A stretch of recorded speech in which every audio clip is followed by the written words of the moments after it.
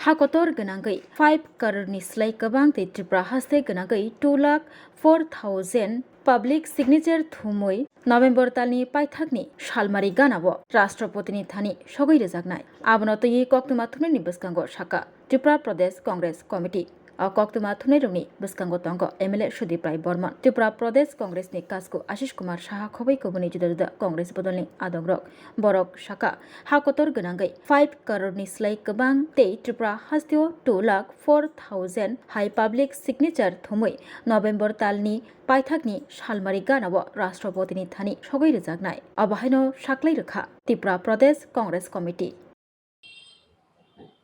नमस्कार।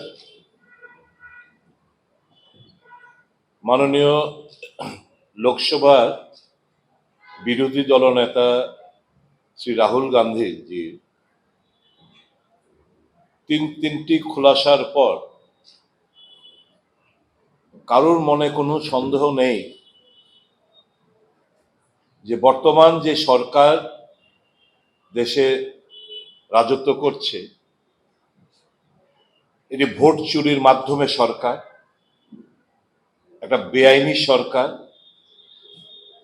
মানুষের ভোটের মাধ্যমে সেই সরকার গঠিত হয়নি। ইলেকশন কমিশনের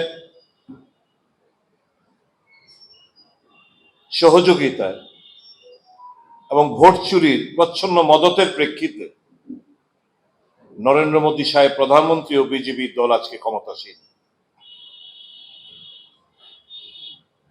গণতন্ত্র আজকে বিপন্ন।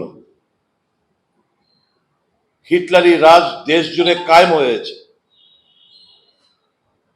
এবং আগের থেকেই যে রেজাল্ট বলে দিত, এখন এই খোলাসার পর আমরা বুঝতে পারছি কোত্থেকে এক্সাক্ট ফিগার, কটা আসন পাবে, এই সমস্ত তথ্যাদি ইলেকশন কমিশনের সহায়তায় ভোট চুরি, ভোটার লিস্টের মধ্যে জালিয়াতির মাধ্যমে নাম ছেটে দেওয়া, ডুপ্লিকেট নাম উঠিয়ে অন্যান্য প্রদেশের নাম আবার নতুন ভাবে তুলে এই কারসাজির মাধ্যমে তারা নির্বাচনে জয়লাভ করতেন। এটা দিনের আলোর মতো পরিষ্কার হয়ে গেছে।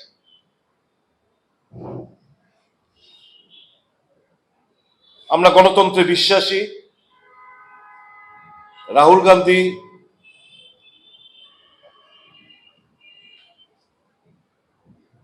উনি পরিষ্কার বলেছেন যে গণতান্ত্রিক পদ্ধতিতে আমাদের আন্দোলন জারি থাকবে এবং জেনজির কাছে যে আবেদন উনি রেখেছেন যে গণতন্ত্রকে বাঁচানোর দায়িত্ব জেনজির, অহিংসার মাধ্যমে শান্তিপ্রিয় ভাবে, যাতে করে গরিব অংশের মানুষ, বিশেষ করে উপজাতি, তফসিলি জাতি, ওবিসি এবং সংখ্যালঘুদের নাম ভোটার লিস্ট থেকে যেন বাদ না যায়, তা আমাদের সকলে মিলেমিশে সুনিশ্চিত করতে হবে। এই প্রেক্ষিতে আগামী এই নভেম্বর মাসের লাস্টের দিক দিয়ে, লাস্ট সপ্তাহে নিউ দিল্লি স্থিত রামলীলা ময়দানে এক ঐতিহাসিক বিশাল জমায়েত হবে এবং ওই জমায়েত থেকে কংগ্রেসের একটি প্রতিনিধি দল এরকম যে সিগনেচার গুলো রয়েছে, এই সিগনেচার গুলো প্রায় 5 কোটির আরো বেশি, 5 কোটির আরো বেশি, সেই সিগনেচার গুলো নিয়ে রাষ্ট্রপতির কাছে এই সমস্ত তথ্যাদি এবং আমাদের ডিমান্ড, ভোট চোর, গদ্দি চোর এবং নির্বাচন কমিশন একটা ঘৃণা বর্ষাই, ঘৃণা হয়ে এদের নাম উচ্চারণ করতে, এবং আগামী দিন দেশের মানুষ এদের বিচার করবে, খুল্লাম খুল্লা এদের বিচার হবে। যেই জায়গায় দেশকে নিয়ে যাচ্ছে, এর থেকে বড় দেশদ্রোহিতার পরিচয় আর কিছু হতে পারে না। যে মানুষের ভোটাধিকার খর্ব করে, চোট্টামি করে, পেছনের দরজা দিয়ে কাউকে ক্ষমতায় জবরদস্তি বসিয়ে দেওয়া, এবং যার প্রেক্ষিতে সুপ্রিম কোর্টের প্রধান বিচারপতিকে এই যে কমিটি গঠন করা হয়েছিল বিরোধী দলনেতা, প্রধানমন্ত্রী এবং সুপ্রিম কোর্টের বিচারপতি, যে ইলেকশন কমিশন এর কারা কারা হবে তার নির্ণয় হবে, সেখান থেকে বাদ দিয়ে, আইন করে বাদ দিয়ে আজকে এই ইলেকশন কমিশনারদের বেছে বেছে বসানো হচ্ছে। শুধু তাই নয়,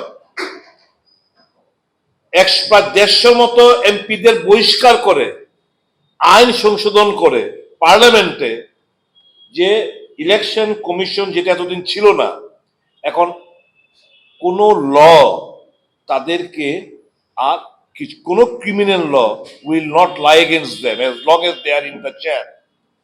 মানে আইন তাদেরকে স্পর্শ করতে পারবে না। সেটা পার্লামেন্টে এই আইন পাশ করছে বেআইনি ভাবে। কারণ এই চোট্টামিগুলো যদি ধরা পড়ে, তার জন্য তাদের জন্য এই যে নির্বাচন, জ্ঞানেশ কুমার, সান্ধু, এরকম এদের মতো লোকদের যাতে কোনো আচরণ না আসতে পারে, তার জন্য 150 জন এমপিকে বহিষ্কার করে এই আইন সংশোধন করে, রিপ্রেজেন্ট পিপলস অ্যাক্ট, তারা সংশোধনের মাধ্যমে এই জিনিসগুলো করেছে।